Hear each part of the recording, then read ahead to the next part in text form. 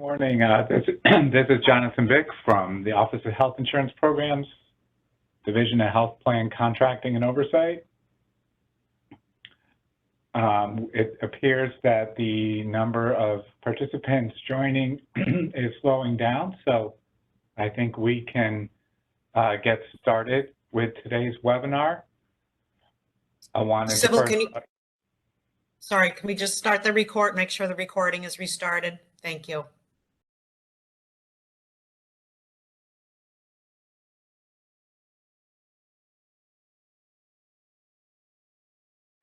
We're recording. Thank you, Sybil. So I wanted to say thank you, everyone, for joining today's webinar.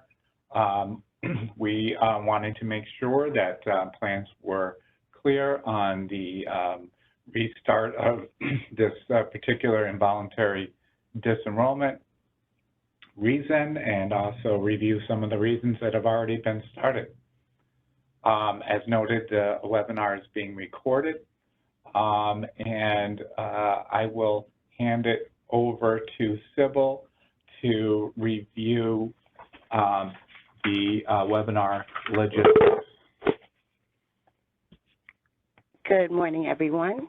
I'm just going to run by the webinar logistics. All participants will remain muted throughout the presentation. All questions during the presentation should be submitted throughout the question and answer function. A question and answer period will be held at the end of the presentation and will review questions that were submitted during the training in the Q&A function.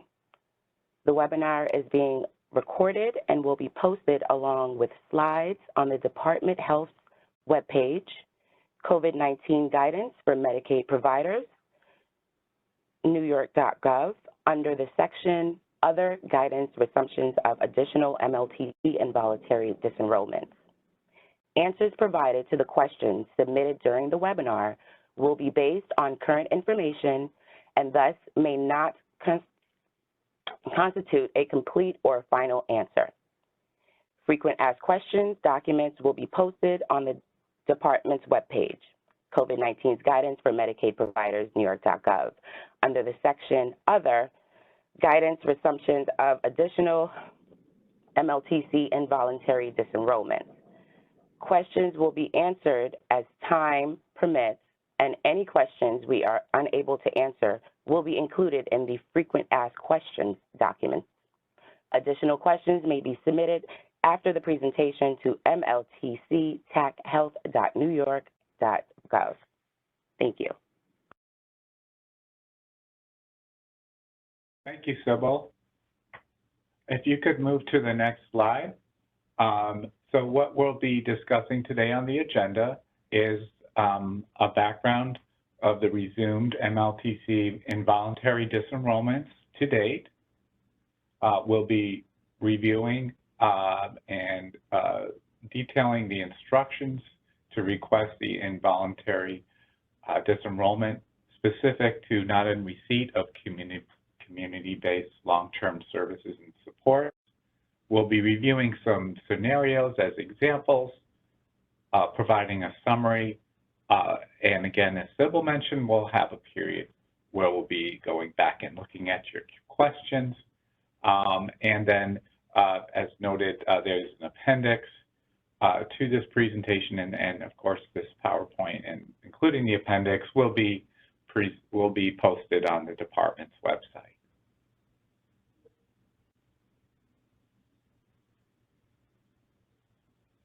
So first, and just so you know, I'll be doing a few slides, and then I'll be handing it over to Diane Kiernan, who is the Director of Bureau of Managed Long-Term Care, and then Maximus will also be doing some slides as well. So first, we'd like to review the background of the resumed MLTC involuntary disenrollments to date. Next slide, please.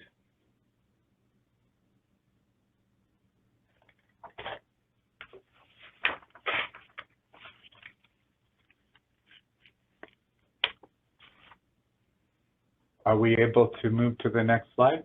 Thank you. So I think as plans are aware, the Department of Health issued notice at the beginning of the COVID-19 pandemic to MLTC plans regarding the extension of Medicaid coverage under the Families First Coronavirus Relief Act. And that informed MLTC plans that only members that had moved out of state, requested to be disenrolled, or were deceased could be disenrolled from plans.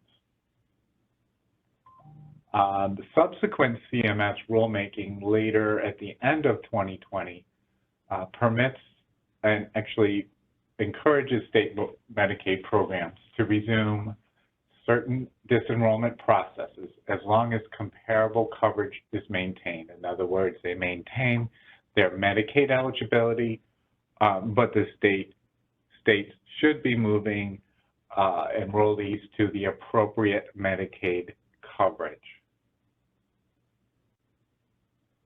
Since then, the department began the resumption of additional and specific MLTC involuntary disenrollment processes prospectively. The next slide will review those resumed reasons started to date, the effective dates, and the New York Medicaid Choice reason code.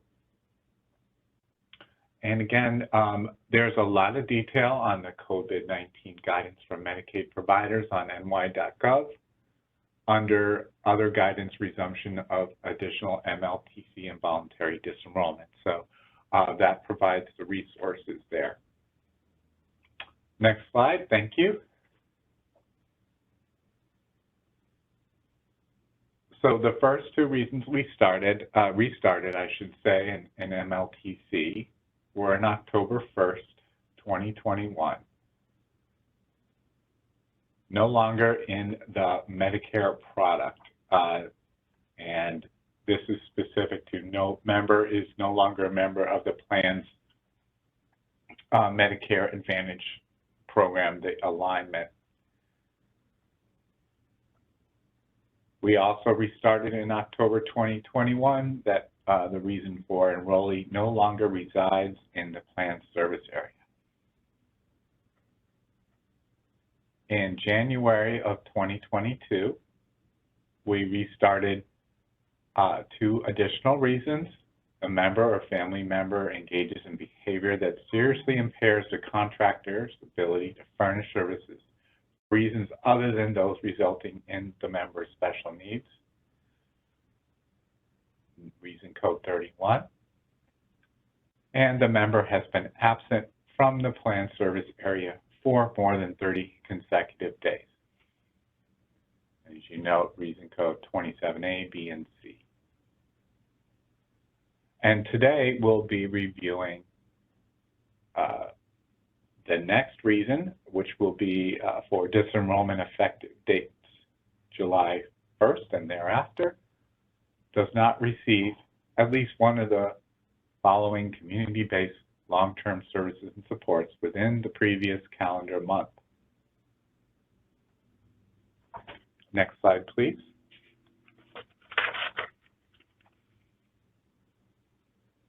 So when requesting an involuntary disenrollment, MLTC plans are required to submit their disenrollment reasons to New York Medicaid Choice. And we'll be doing those processes in detail.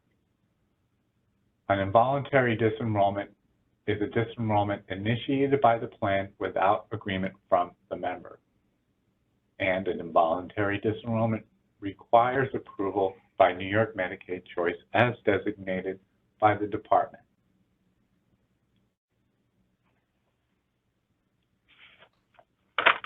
And so Thanks. I will hand it over to Diane, who is going to go into some more detail on the CBLTSS and overall submission of the disenrollment packages.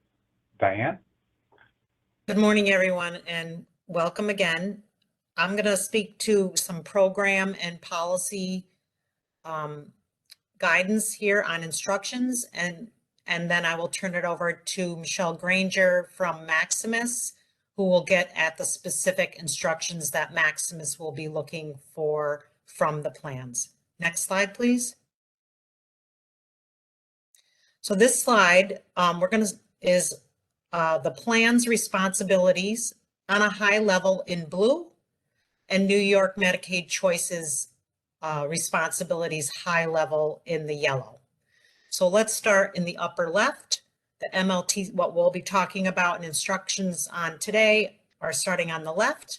The plans will conduct the analysis of and the outreach to members not receiving CBLTSS in the previous calendar month. Then the plans will initiate an involuntary disenrollment request and prepare the package. We'll be talking a little bit more about what is part of that package, the timing of the package, the involuntary disenrollment form, and the detailed supporting evidence. And then the plan must notify the member.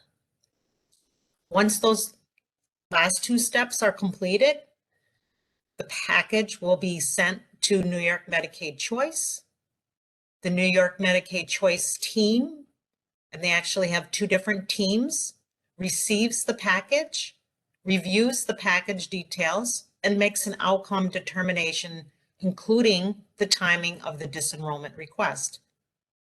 Then New York Medicaid Choice will prepare a member notification of that outcome and prepare the notification files sent to the plans. Those are the D&T files that we'll speak a little bit more to further in this presentation. Next slide, please. So the first thing that needs to happen and should already be happening are the plans should be running an analysis of members who are not receiving CBLTSS in the previous calendar month. As always, the partial capitation, the Medicaid Advantage Plus, and the PACE plans are required to reach out to the member in multiple ways. First, upon enrollment, to assess and develop the member's plan of care plan, monthly for case management updates, every 90 days if a voluntary care plan was temporarily put in place, and we have the reference here to the voluntary plan of care website location where you can review that guidance, and reaching out to the member when there's a change in condition. Through these care management outreach activities, plans should have been identifying and engaging with their members who have not been receiving any authorized CBLTSS services throughout the public health emergency. The plan must analyze and identify members monthly that are not receiving at least one of the following CBLTSS within the previous calendar month and determine when to initiate a disenrollment. Next slide, please. We're speaking today specifically to this involuntary disenrollment reason. The member does not receive at least one of the following community-based long-term services and supports, CBLTSS, within the previous calendar month. These reasons are nursing services in the home, therapies in the home health aid services, personal care services in the home, adult day health, private duty nursing, or consumer-directed personal assistance service, CDPAS. The above reason, involuntary disenrollment reason, applies to the partial cap, the MAP, and the PACE plans. I want to point out this note here. The instructions provided in the webinar today and on the Dear HPA letter that was issued on April 26 related to member outreach for no CBLTSS disenrollment procedures apply only during the continuance of the COVID-19 public health emergency. And we will emphasize this again throughout the webinar. Next slide, please. A reminder here, voluntary versus involuntary disenrollment. During the remainder of the public health emergency, the plan should continue this care management outreach as I just described in slide 10. With the resumption of this additional involuntary disenrollment reason, the plan informs the member that they cannot remain in the MLTC plan if they are not receiving at least one of the CBLTSS services authorized in their plan of care within the previous calendar month. If the member agrees to voluntarily disenroll, the plan must follow contractual requirements for a member-initiated disenrollment. The member must sign the form, or if they're unable to sign the form, they must provide verbal consent, which must be documented in the submission to New York Medicaid Choice. However, if the member does not agree to voluntarily disenroll, the plan must follow the requirements for involuntary disenrollments in that April 26, 2022 Dear Health Plan Administrator Notice and this webinar. During the public health emergency, additional member outreach prior to initiating this involuntary disenrollment reason is required. The plan must first identify the members that have not received CBLTSS in the previous calendar month, and prior to initiating that involuntary disenrollment, outreach to the member to discuss why services have not been received, when an involuntary disenrollment will be initiated, or when to restart the service that would stop the involuntary disenrollment from proceeding. Next slide. I'm going to now go over 2 slides, when to and when not to initiate an involuntary disenrollment request. Next slide. This scenario is when to initiate a request for involuntary disenrollment for the reason no CBLTSS in the previous calendar month. The member may not have received the services because they chose not to receive plan services as their family or other natural supports are providing the needed assistance. The member no longer requires these services, or the member has declined or refused the services. These are examples of when to initiate a request for involuntary disenrollment. Next slide. This slide covers when not to initiate a request for involuntary disenrollment for no CBLTSS. A member may not be involuntarily disenrolled from an MLTC plan if the reason they did not receive CBLTSS in the previous 30 calendar days was nursing is the only service in the member's plan of care, and the scheduled frequency results in no scheduled nursing service in the previous calendar month. Another, a member has been assessed to need personal care or personal assistance, but the plan is unable to locate an in-network provider to furnish the service and is working to find an out-of-network provider to furnish the service. Next scenario, members that have a current, temporary, and voluntary plan of care change on record that is reconfirmed every 90 days, per the April 23rd, 2020 COVID-19 guidance, voluntary plan of care schedule change as described in the link presented here. And again, I'm emphasizing the outreach to this member is required to occur every 90 days. Another scenario, as part of the next reconfirmation of the member's continued agreement with the voluntary care plan occurring at least every 90 days, plans must inform the member that continued non-receipt of CBLTSS will result in initiation of a disenrollment. Therefore, a plan should not initiate disenrollment until it reconfirms the voluntary care plan with the member. And the last scenario is member is hospitalized during the previous calendar month that the member was identified as not receiving CBLTSS. Now, in all of those scenarios, if you can just go back for a minute. In all of these scenarios should be documented in the member's case file. Thank you. Next slide. How to initiate a disenrollment with the member. Next slide.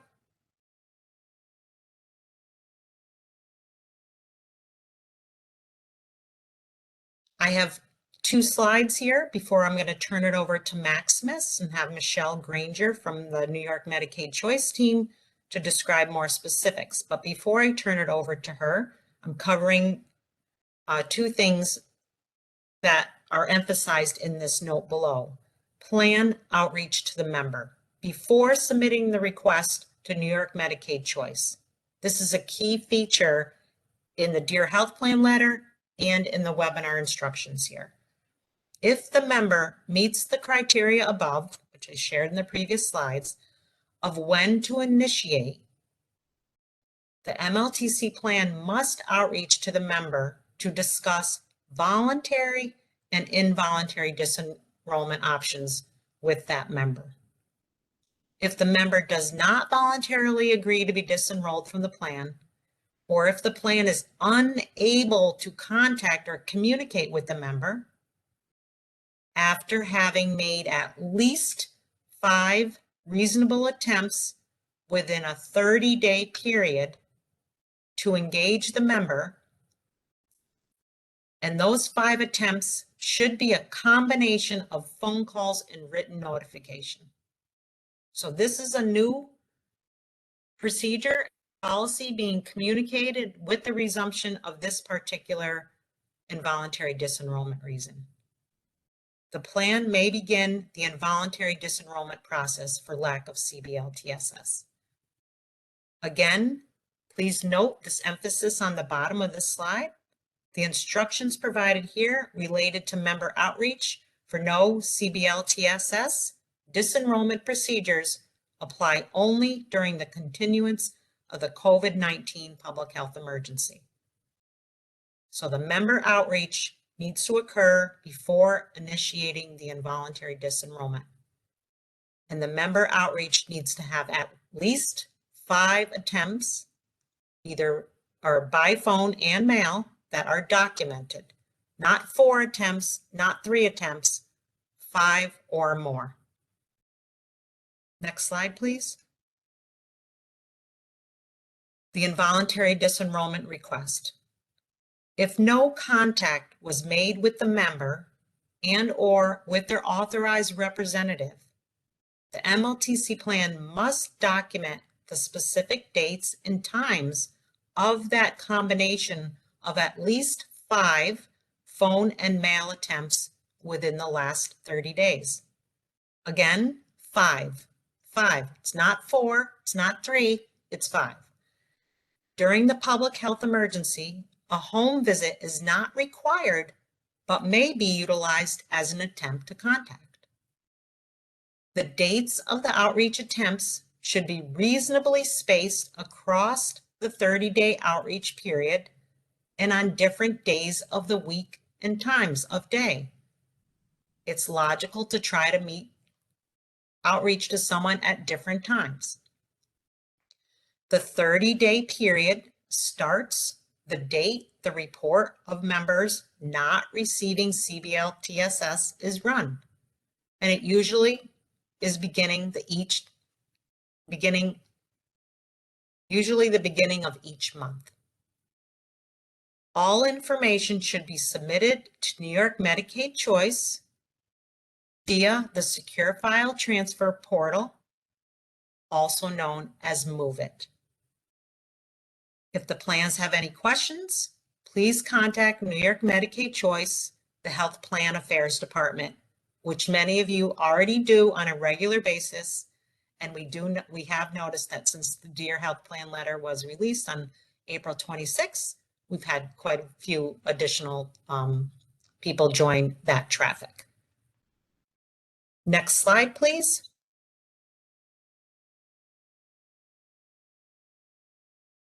The plan responsibility for member notification.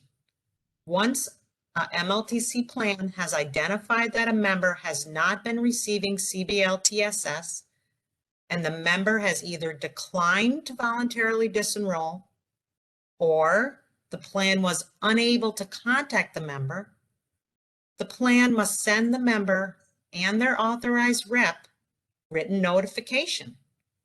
This is referred to as the notice of intent to disenroll. That notice must have already been pre-approved by the department. This notice is sent to the member and or their authorized rep at least 30 calendar days prior to the effective date of the involuntary disenrollment. The notification makes the member and or their authorized rep aware that New York Medicaid Choice is reviewing the request to disenroll the member. Any services that the member is currently receiving continue while New York Medicaid Choice is reviewing the information. So those are the program and policy highlights. And I'm turning it over to Michelle Granger from Maximus, the New York Medicaid Choice team, and she will cover the New York Medicaid Choice instructions for the package. Next slide, please. Thank you, Diane. Good morning, everybody. My name is Michelle Granger. I'm the Director of the Clinical Quality Assurance Department here at Maximus for the New York Medicaid Choice. And I'll be presenting the information on behalf of Maximus.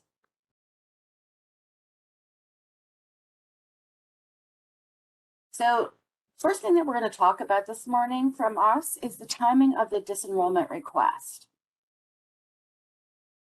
I'm going to make my slide just a little bit bigger. As you can see here on this grid, we've outlined when you would identify the members, when you would outreach to them, when the notice to the member and the disenrollment forms would be sent to New York Medicaid Choice. So when the plan identifies members that are found not to be receiving the CBLTSS in previous calendar month, so the example is April, the outreach to the member would be upon contact with the member to determine reason for them not receiving services. An example would be that would be done in May. So April, they had no services. In May, you would outreach to them. Step one for the notice would be to send the member your disenrollment letter at least 30 days prior to that disenrollment effective date. Example here is that no later than June 1st for a July 1st disenrollment. They need to have that letter 30 days in advance. Step two is you would then send the involuntary disenrollment form to New York Medicaid Choice. So for example here, between May 11th and June 9th for a July 1st disenrollment date. Again, they had no services in April. You would do your outreach in May, and it's those same 5 outreach attempts that Diane was just referring to. You would then need to send them your member a letter letting them know they're going to be disenrolled, and then send Maximus the information we need to process the request. When the plan identifies that a member is found not to be receiving CBLTSS in the previous calendar month, and again, here you're going to make those 5 attempts to contact within a 30-day period. So you would contact them during May, 5 different dates and times, combination of letters and phone calls. Step one for them, again, is going to be to send the intent to disenroll letter at least 30 days in advance of that effective date. So you want to send it no later than June 1st for a July 1st disenrollment. Step two, you would then send the involuntary disenrollment form to Maximus, to the NYMC department. You would send that between June 1st and June 9th for that July 1st disenrollment. Or you'd send it between June 10th and July 8th for an August 1st effective disenrollment. Again, you want to make sure that you are making those outreach attempts and you send that notification to your member at least 30 days in advance. Next slide, please. Preparing the involuntary disenrollment package. After you have conducted your member outreach and sent the intent to disenroll letter to that member and their authorized representative, you must submit a completed managed long-term care involuntary disenrollment request form to the New York Medicaid Choice, along with the supporting documentation specified below. This is referred to as the involuntary disenrollment package. For involuntary disenrollments due to lack of receipt of the CBLTSS in the previous calendar month, the plan must complete the managed long-term care involuntary disenrollment request form. And you would select the involuntary disenrollment reason on page 2 of that form for No CBLTSS. And below you see a little screenshot of what that form looks like and what that section looks like. Next slide, please. The MLTC involuntary disenrollment request form sample. The next couple slides will outline what the form looks like and the various sections that are in the form. So the plan must print on the form or type on the form and complete all the information on page 1. You need to make sure that you give us your plan name, the name of the nurse case manager, the phone number, the member's name and SIN number. We want to make sure we have that information so we can know which consumer, which member you're referring to, and that we, if we have any questions, can contact you. The plan must select one of the reasons for disenrollment and provide all the supporting documentation. And note here, the plans may contact the HPA department at New York Medicaid Choice to request a form if you do not have one already. Next slide, please. So what is required for supporting documentation for No CBLTSS? In addition to the completed form, the plan must submit a signed letter with their contact information on their letterhead. It should include the following information. Reason is No CBLTSS was received in the previous calendar month. It again should have the name and client identification number, the SIN number of the member that did not receive the services of at least one of the CBLTSS that were identified in their plan of care. Must specify the authorized schedule of services that the member should have been receiving and the name of the agency or agencies which should have been providing those services if that's available. The period of time the services have not been received, which should be in the previous calendar month. If the contact was made, include the reason why the member has not received the services and a description of the safe discharge plan, which includes information about any referrals to other providers of applicable services or supports which are made on behalf of that member and the status of such referrals.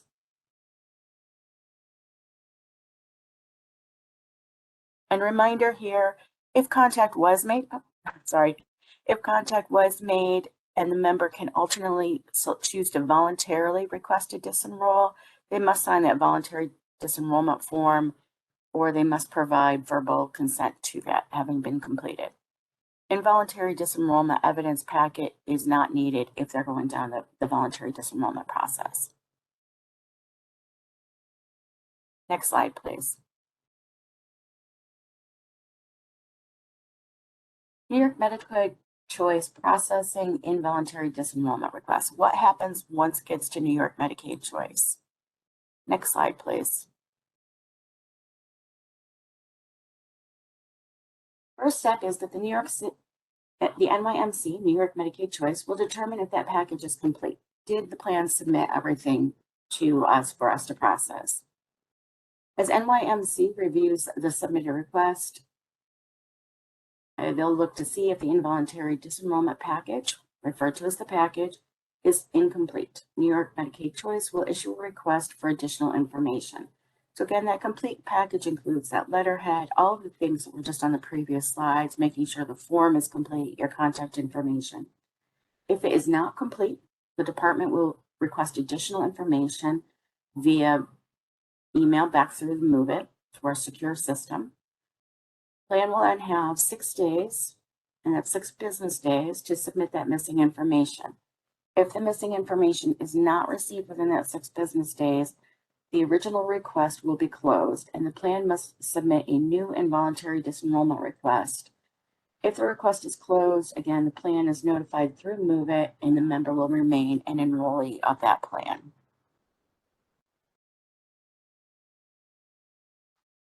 If the package is complete, New York's Medicaid Choice will review to determine the request.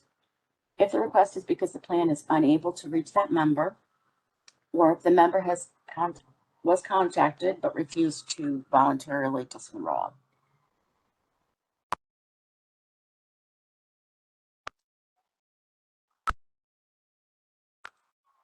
Based on the outcome of the review of the processing team or the clinical quality assurance department will complete the secondary review and make a determination on that request. So again, initially it comes in, we look to see if all information was submitted. If it wasn't, the processing team will request the additional information. You'll have 6 business days to submit it. If it's not submitted, the request is closed. If it is submitted, it will continue down the path. And if it is for an involuntary disenrollment because of no contact, the processing team will continue with that. If it's based on clinical, it will go to our clinical quality assurance department. Next slide, please. Unable to reach or contact the member.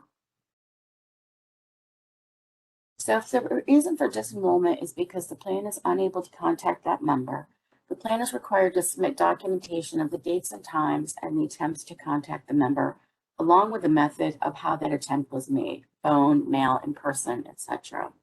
And again, as Diane said, it should be 5 attempts over various dates and times and methods to try to get a hold of them.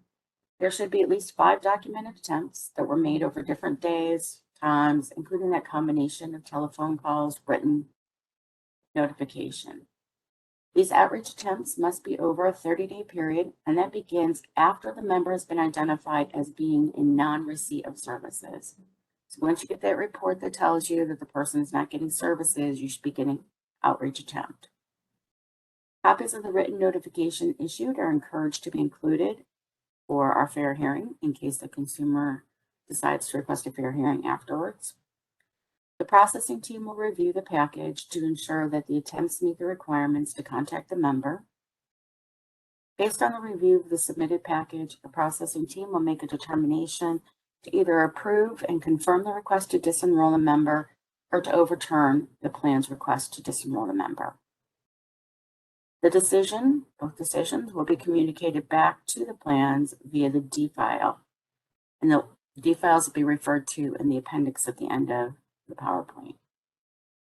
Next slide, please.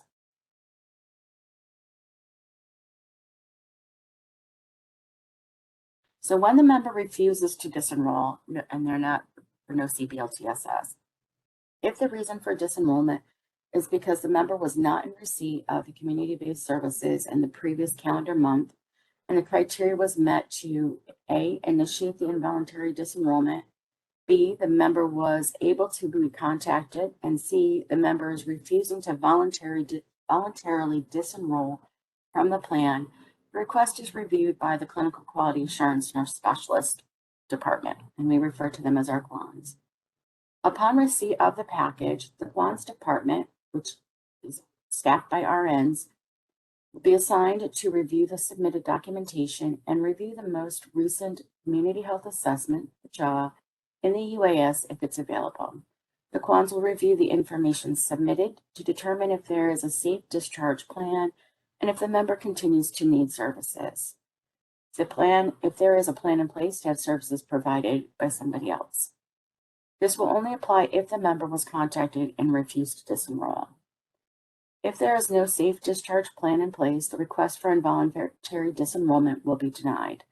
If the QANs need additional information, so they have reviewed what you've submitted and they feel there's some additional information, they will contact the plan through Move It. The plan will have 2 days, and that's 2 business days, to submit additional information. If that information is not received by the end of that 2 days, that second business day, the quants will review what was submitted and make a decision based on what was in the original package. So again, all of these requests for involuntary disenrollment, when the member refuses to disenroll, to voluntarily disenroll, will be reviewed by an RN to determine if there's a safe discharge plan in place. Once that quants have made a decision based on the information that they've received, they will make a determination and notify the plans via Move It of whether it's been request to disenroll has been approved or it has been denied. Next slide, please. All submissions, along with their supporting information, must be submitted within the established processing schedule window to ensure the request for all involuntary disenrollment are processed timely. So we are currently within the May 11th to June 9th submission for disenrollments effective July 1st. As you can see, submissions usually are about the 10th or 11th of the month and proceed to the following 10th or 11th of the month. We will make our decisions effective for as soon as we can, and they will be effective the first of the following month. Next slide, please. Thank you. Plan and member notification. So what are the possible outcomes that the New York Medicaid Choice Department can make? They can approve the request, and that is the involuntary form is complete and is approved. Member will be disenrolled to fee-for-service or transferred into another plan according to the involuntary disenrollment category and processing schedule. We might choose to disregard, and that would be when the involuntary form is reviewed for completion and disregarded due to issues with the form, incorrect or missing documentation, insufficient Medicaid eligibility, or the plan has requested a withdrawal. The plan will be notified via secure email through Move It of all disregarded forms and the reason why. Plans may reach out to New York Medicaid Choice with any follow-up inquiries. And again, to note, the form does not proceed to review for approval. Member remains enrolled in the plan if New York Medicaid Choice has disregarded the request. And then our final and third option, an outcome is overturned. The involuntary form is completed. It is reviewed by a clinician or adjudicator who determined that the request be overturned or denied, and the member remains enrolled in the plan. And note here, the member is notified by New York Medicaid Choice of the denial via an involuntary disenrollment overturned notice, referred to as the LZ notice.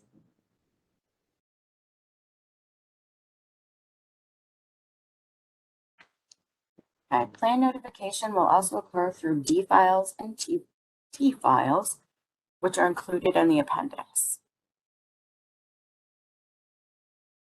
Next slide, please.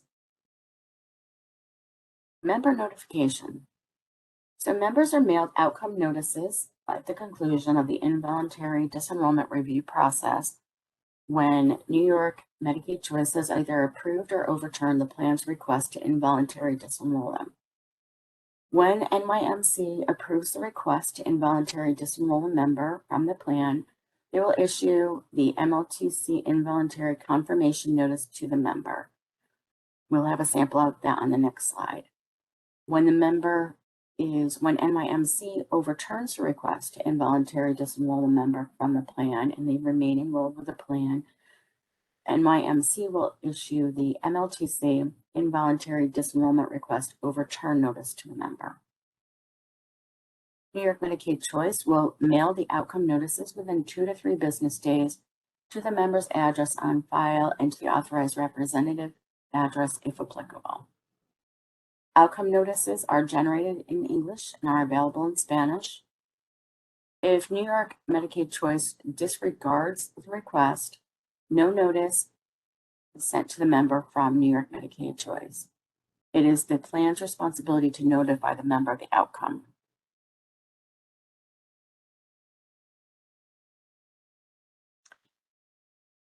This is a sample of the NYMC's MLTC Involuntary Disenrollment Request Confirmation Notice. Every notice is at least 2 pages. It will contain the following sections: an introduction, the reason for the disenrollment, what happens next, questions, and it provides Maximus's number for them to call us.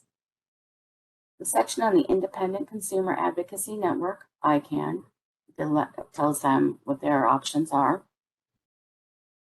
They look at fair hearing rights, and this applies to the notice, including aid to continue. The disenrollment notice has contact information if the member disagrees with the disenrollment. And that one of those numbers is the New York Medicaid Choice number at 1-888-401-6582. And we want to note here that if the member does request a fair hearing from the notice issued by New York Medicaid Choice, the Clinical Quality Assurance Department, the QANS, will represent NYMC at the fair hearing. Next slide, please. The MLTC Involuntary Disenrollment Request Overturn Notice. So this is the notice that will go to the member to let them know that we have overturned the request, we've denied it, and that they can still remain enrolled with your plan. This includes the following sections. They will get an introduction. There'll be a decision section, a question and call list section. They will also have the what happens next section and the Independent Consumer Advocacy Network, ICANN. So they will see that very similar information, but they will not have fair hearing rights because they are still remaining enrolled with your plan. In the next 2 slides, we will outline a couple scenarios that we have created. So for No CBLTSS, scenarios 1 and 2. Okay. Next slide, please. Scenario number 1 is the member was contacted. Dolores has been enrolled in an MLTC plan for 2 years. Dolores has been receiving daily personal care services, PCS, through February. During March, Dolores did not receive PCS or any other community-based long-term support.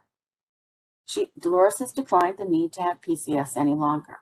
The MLTC plan contacts Dolores on April 3rd, and they declined to have any PCS services, but Dolores also declined to voluntarily disenroll from the MLTC plan. The MLTC plan will then submit the request to New York Medicaid Choice for an involuntary disenrollment.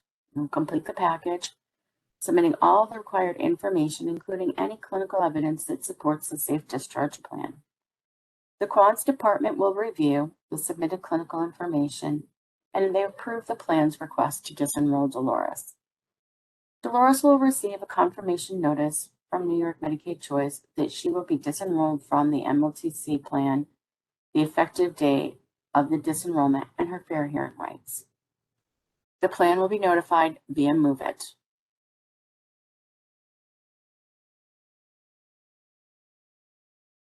Scenario number 2. Member is not contacted. Rocky had been enrolled in an MLTC plan for 3 years. Rocky had been receiving daily consumer-directed personal assistance services, CDPAS, through February.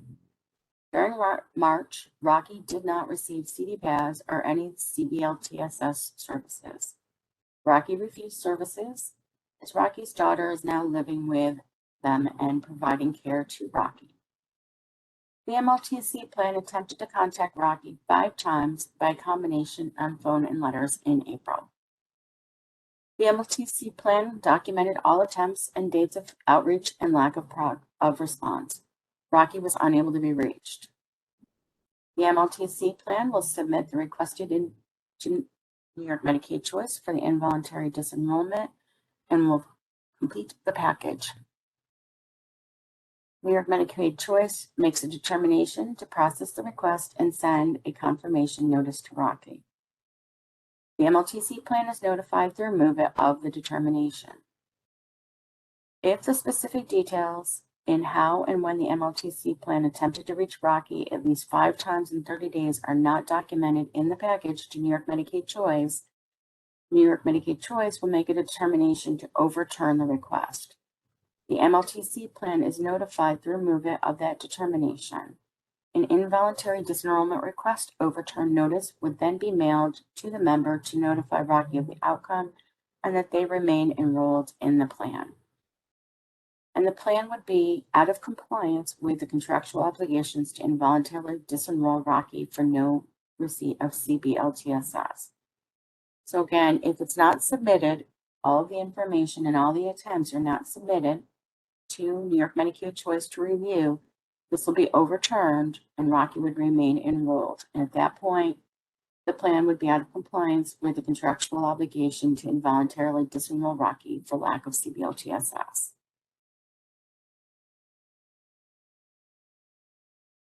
So in summary,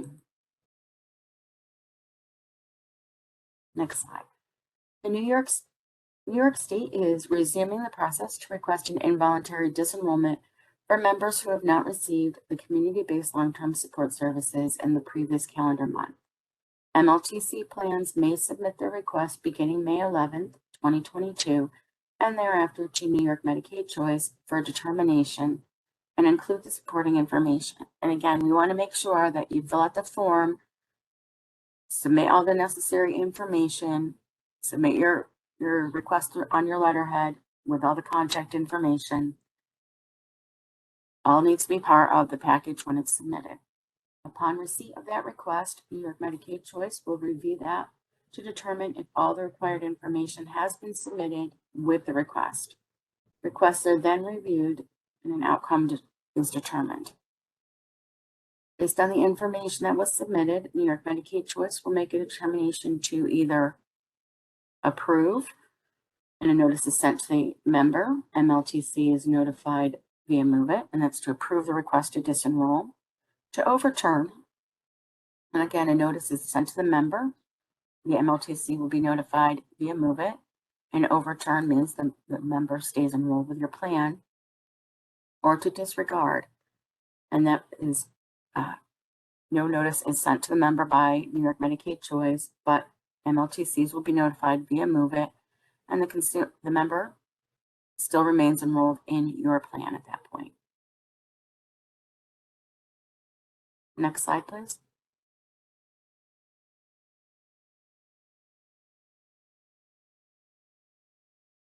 Contacting Health Plan Affairs, HPA at New York Medicaid Choice.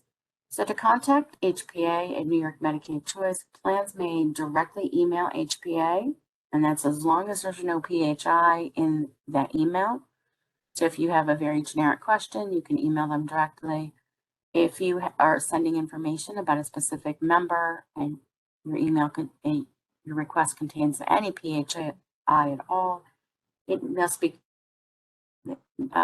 contacted through MOVE-IT, through our secure application. So again, if there's any PHI, the plan must contact Medicaid Choice via MOVE-IT and include all the member and department members. Information will be there. And before we get to questions, if we can go to the next slide, we'll just so you can see the samples of our appendix, our D&T files. You should be familiar with them. Next slide, please. The D file is plan notification, and so is a T file. The end of this presentation contains the information of what's contained in the D&T files. So a final decision is made on an involuntary disenrollment. A D file is generated. The D file is not a new file. It is an existing file that has been in production. Once that file is generated, it posts daily to the designated folder on MOVE-IT. So again, this is not a new process. If the member is disenrolled, the New York Medicaid Choice will generate a T file to notify the plan after the disenrollment has successfully been processed with the effective date of the disenrollment. And the New York Medicaid Choice will post that to a designated folder as well through MOVE-IT. Next slide, please. And this is what the D file contains, just so you're aware. Contains Contains the case number, the SIN, the type of request, the date of the request, the plan name, the reason for the request. We have specific reason codes. In this case, it's reason code 42 for no CBLTSS in the last 30 days, the status of that request, and the date of decision.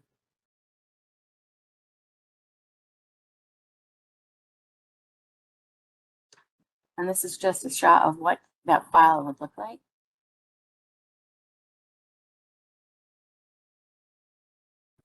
Next slide, please. And then the T file, this will contain the following information. It will contain the plan name, the date, the type. So that'll either be E for an enrollment or T for a disenrollment or transfer.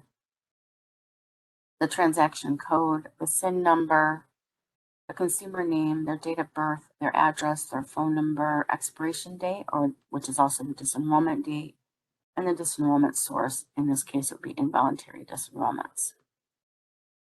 So with that, go back to the question section page, please. Thank you, everybody.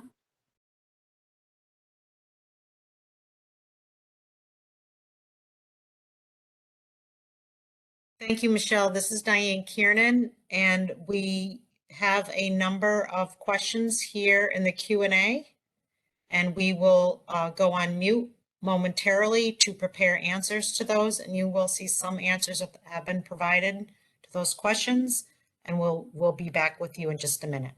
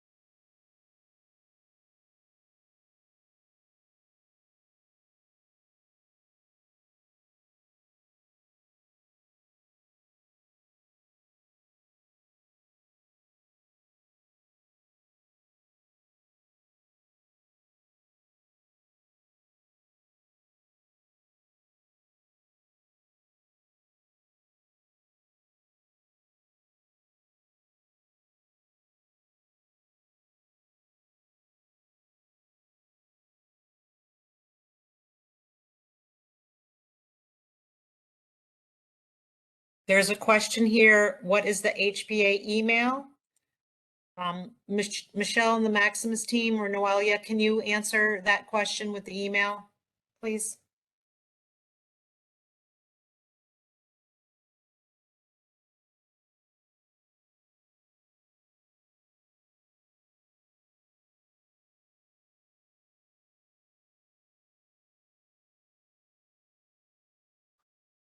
Good afternoon, everyone.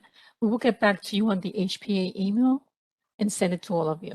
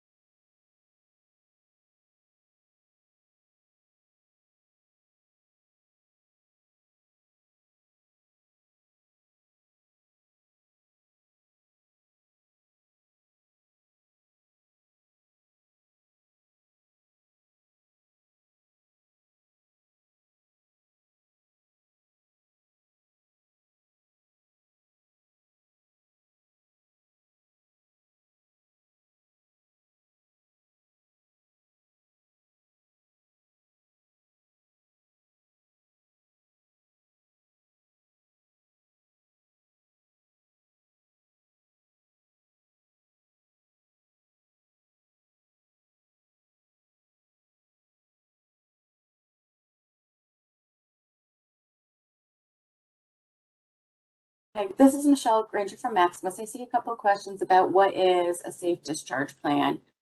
really what we're looking for, we want to make sure that that member is safe, that they're still getting services if needed. It could be that there's a family member, in Rocky's case, their daughter was providing the services.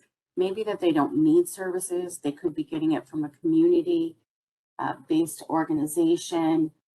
We just need to make sure that we're not abandoning that consumer, that member, that they're still having services that they need, they're getting, or if they've refused them. But we need it clearly documented. What is the plan and how are we going to ensure their safety? And then I see a question about what is Move It. Move It is a secure application, and I am by no means technical. That is a way to transfer data back and forth between the plans and Maximus.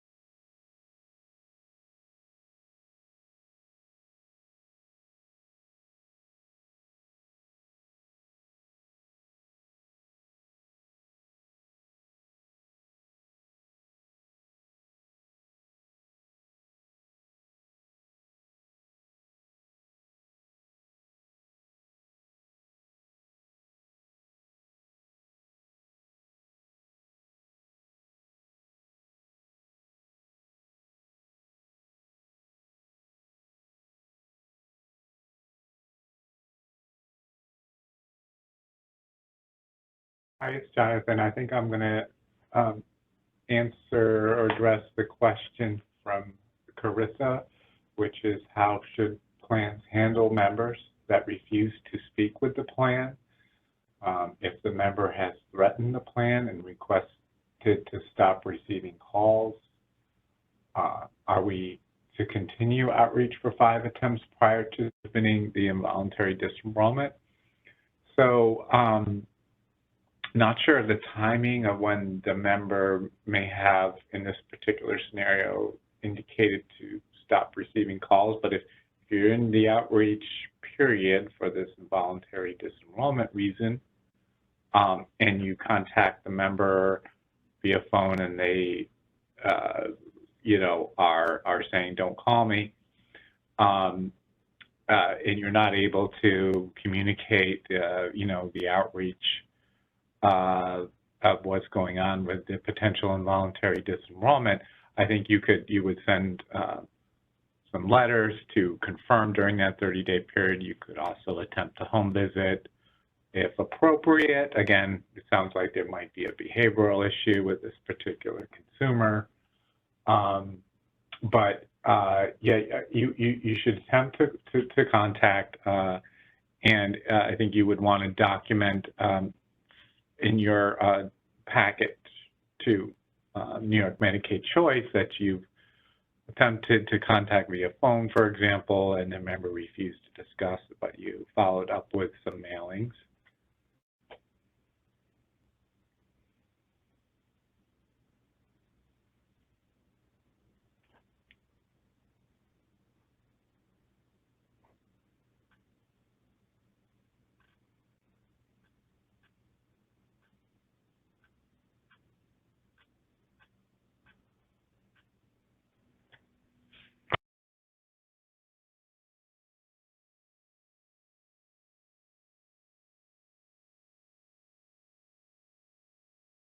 Sherry is asking, will the slide deck be sent out after the call?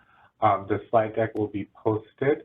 And if Sybil, if you want to go back to I think one of the first slides we have, I think it's slide 2 maybe, where we have the website listed, where it will be posted. Thank you very much. Yes, on the COVID-19 guidance, where we posted out materials on the other involuntary disenrollments that have started. We will be posting a slide deck there. So you should be able to see that within a couple of days.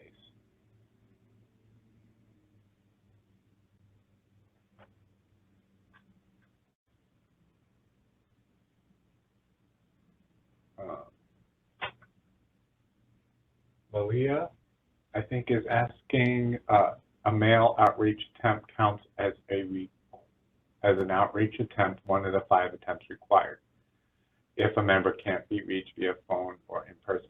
Yes, so it's a combination. We would we advise that you use a combination of methods, especially if you're not able to contact via phone, try mail, vice versa. Once the contact is made, then and you're able to discuss with the enrollee, then you've met your obligations there. So try a combination of when I say modalities, ways to contact people, phone, mail, and if appropriate, home. So yes, mail outreach does count as one of the 5 attempts.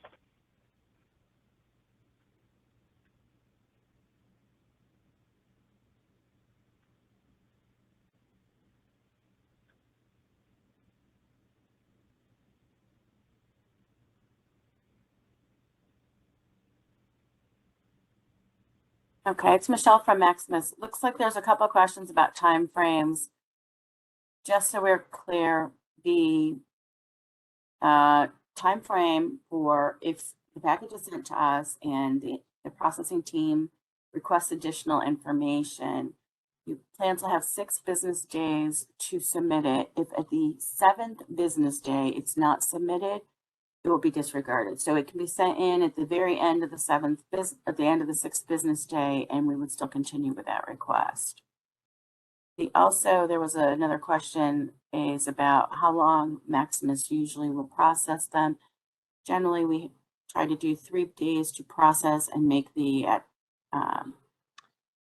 3 days to process it, and then 3 days for the team who's reviewing it to make their determination. So whether that's the clinical or non-clinical teams, they generally will have about 3 days, because we want to make sure that all of the notices get out to both plans and members timely.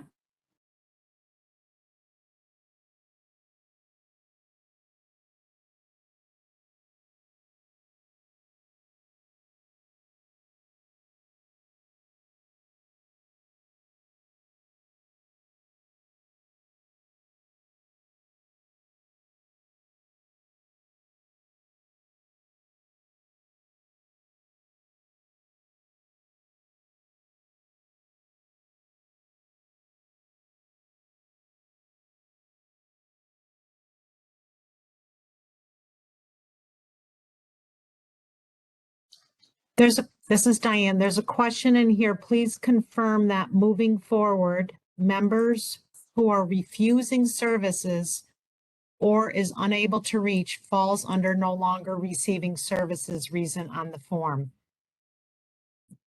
Those could be 2 different situations. But if the member is refusing services and it's documented in the outreach that the member is refusing services and they're on the analysis, they did not receive services in the last month, then yes, this would be part of the No CBLTSS, along with the supporting documentation that's been described.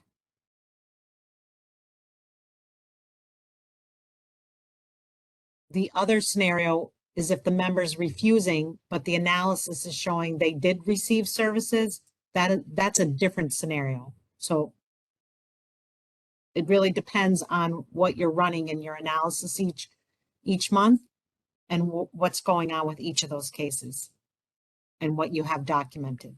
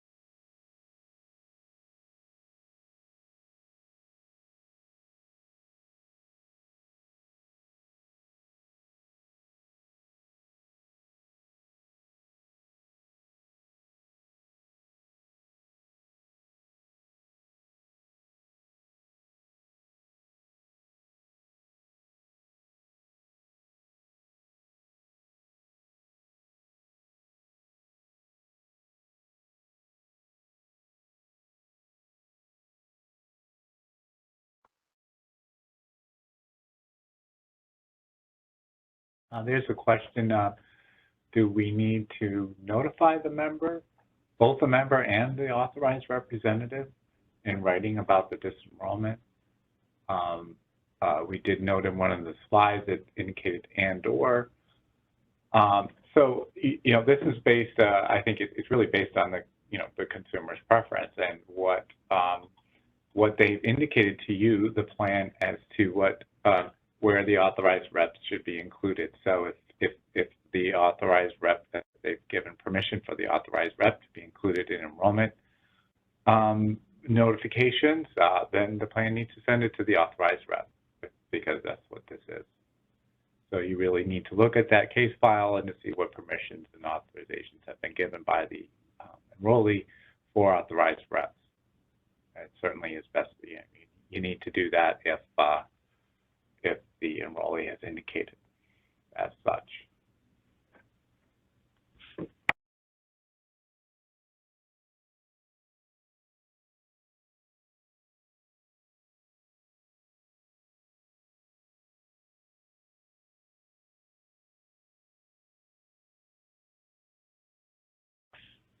The question, can the letter of intent to disenroll be used as written form of the outreach client? No, that does not count as one of the 5 outreach. That occurs after outreach.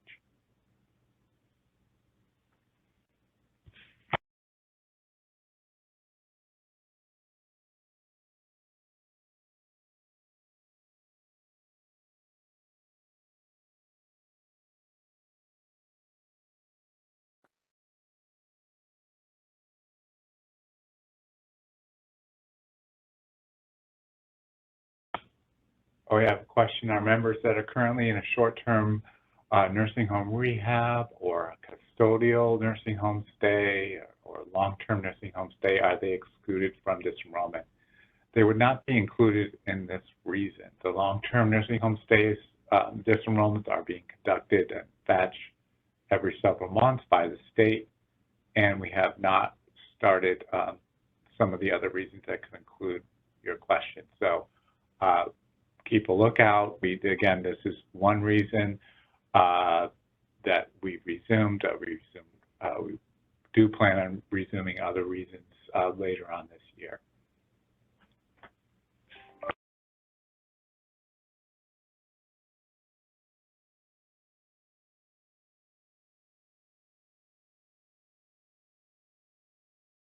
It's Michelle from Maximus. The email address for the Health Plan Affairs is, and again, this is if there's no PHI, is HPA, as in Health Plan Affairs, NYMC, as in New York Medicaid Choice. So again, HPA NYMC at maximus.com, and it's at Maximus, MAXIMUS.com. I'll also paste it in the chat box as well.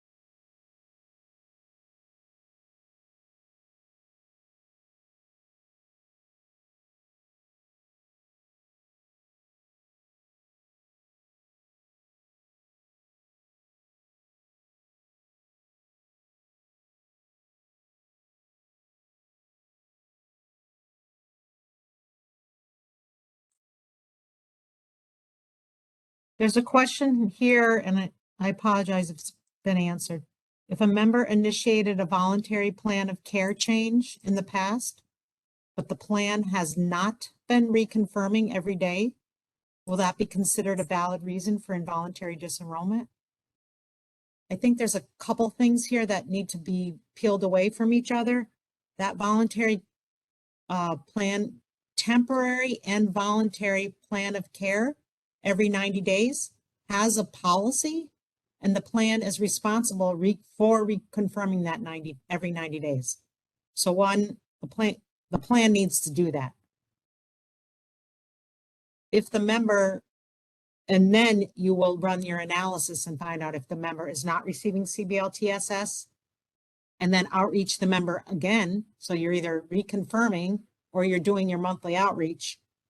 You have all those steps that you should be outreaching the member anyway. But that if a member has a voluntary plan of care on file, the policy is to reach out to them to reconfirm every 90 days.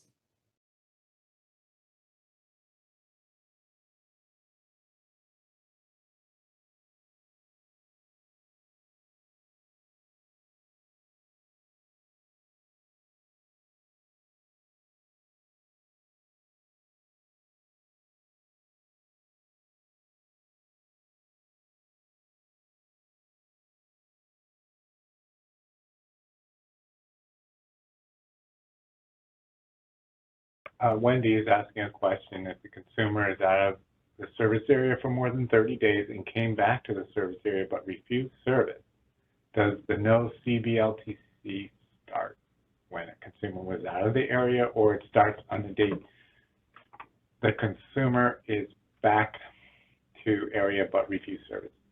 So I think there's a little bit of unwinding here, but it sounds like a very particular circumstance. But first of all, we did restart the out of service area for more than 30 days.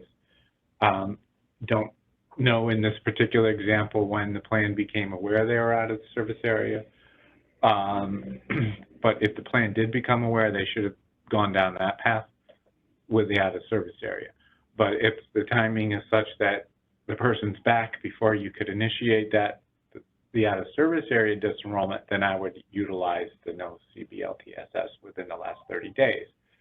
So yes, you could count the last 30 days wherever they are in that circumstance. But try to do, without knowing the specifics of this particular case, I would say try to start with the out of service area for more than 30 days first. But understand there might be some timing here.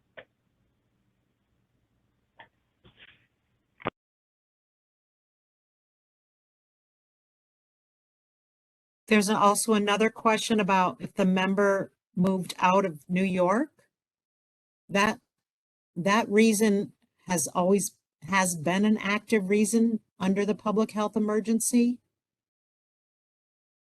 And then there's certain nuances to this question. So those nuances would depend, but that moved out of state, or member is deceased, or member voluntarily chooses to disenroll, those have been active reasons for disenrollment throughout the public health emergency.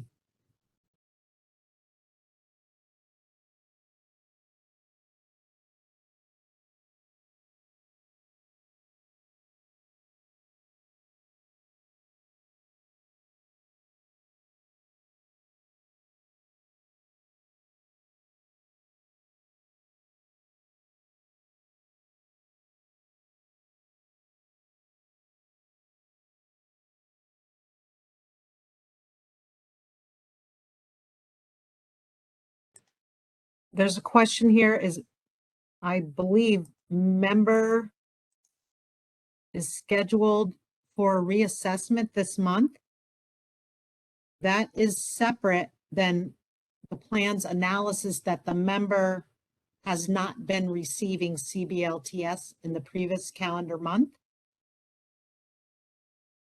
And the outreach that should already be occurring or must occur with the identification of that member not receiving CBLTSS, there is this window to reach out to the member to say, what is going on? And your case notes based upon the outreach to that member will determine whether you should continue that reassessment schedule or not. But this, I think, This is running that analysis that the member's not receiving services. Reach out to the member now. Thank you.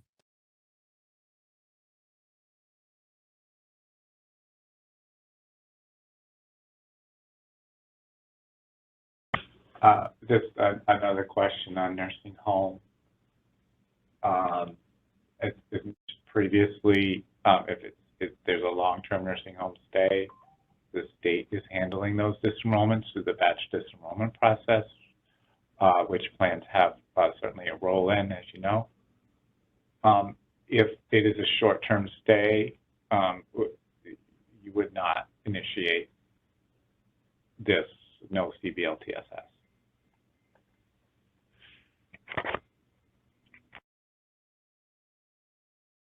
There's a question here.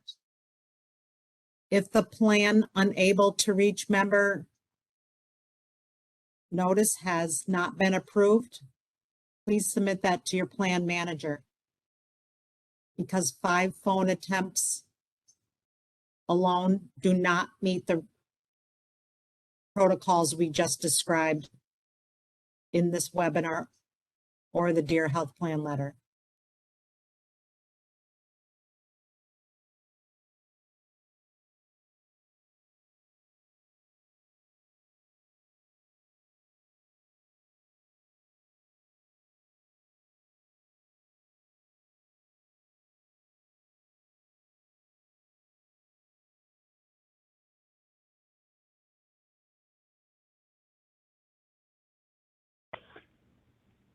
There's a question from Christy.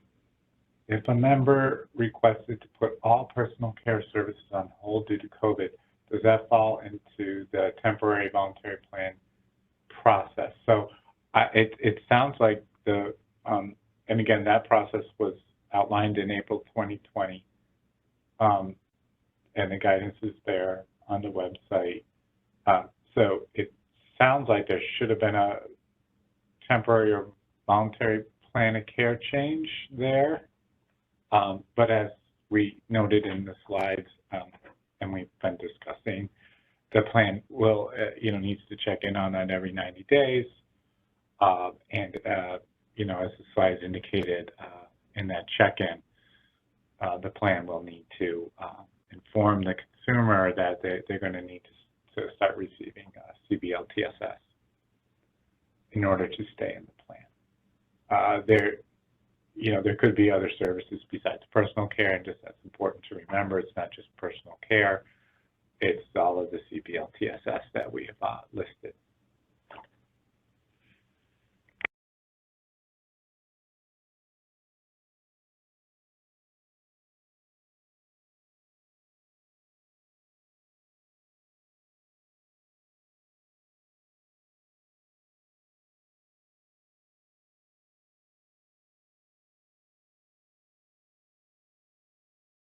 Any previous protocols about outreaching to members or members who are unable to be reached are in the past.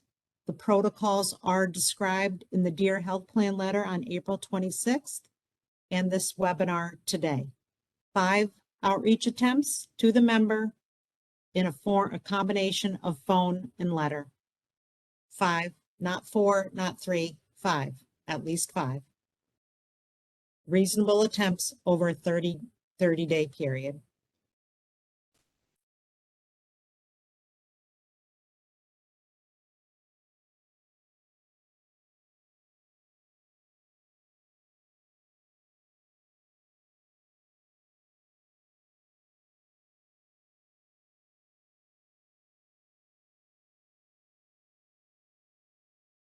And reminder, the Maximus overturn notice means something is missing, or Maximus disregarded or overturned. Something is missing in the package, incomplete in the package, or needs to be clarified in the package. So please look for that communication from Maximus and make those corrections.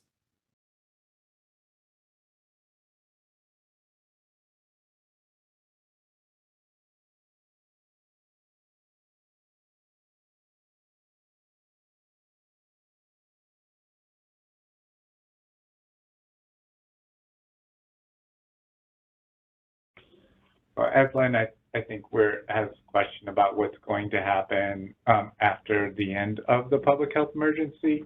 So I think we'll, you know, we don't know exactly when the public health emergency will end, but our plan is to continue with restarting some of the other involuntary disenrollment reasons in the coming months. We'll evaluate where we are, what the federal guidance is on the public health emergency, and we'll reevaluate this disenrollment reasons in the instructions for not in receipt of CBLTSS. So we will, we can't give you instructions about what will happen and when exactly, because we don't know when the emergency will end, but we certainly will keep plans in the loop. Obviously, and you know, as any instructions changes for not in receipt of CBLTSS, we will absolutely provide plans with the necessary guidance on that topic.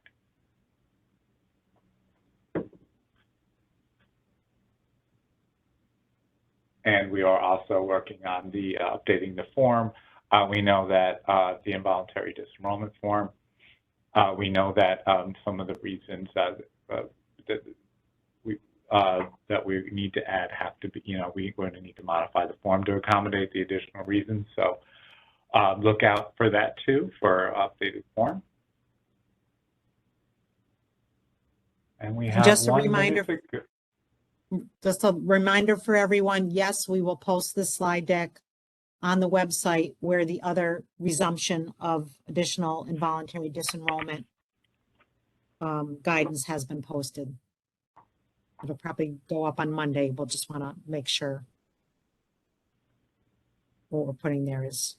Well, I want to complete. thank the MLTC team. I want to thank New York Medicaid Choice and the Maximus team, and certainly I want to thank the large number of participants. We're really grateful that you took the time this morning to go over this reason and appreciate your attention to this. We look forward to continuing to work together with plans on this reason and to process these as appropriate. And we look forward to continuing,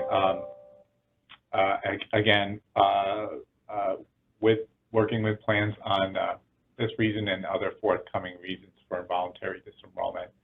We appreciate all your engagement with us and, of course, with the consumers that we serve. Thank you again, and I hope everyone has a great rest of your Friday. Take care. Thank you.